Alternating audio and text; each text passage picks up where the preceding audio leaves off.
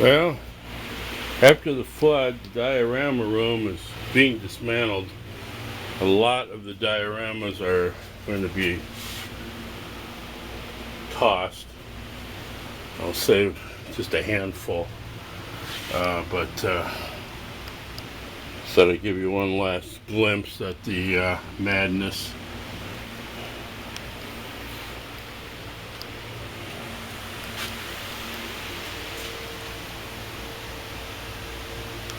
So I'm saving some of the props and all the action figures.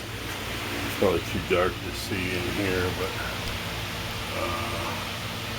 yeah, I'll probably say the Fallout one here. So this is a massive project. I've been working a week from the flood, which happened last Thursday, and cleaned out. This was the Bat Cave where it had all the Batmobiles. All the shelves had Batmobiles on it.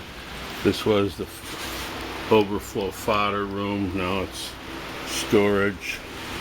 This was the project room, which was jam-packed. This one took forever to do. And so what we're going to have to do is tear all the drywall. All three of these rooms are going bye-bye. And we're then going to have to go to the study and work on that. So anyway, I got bins of stuff here, and that's about all I can save. So I'm out.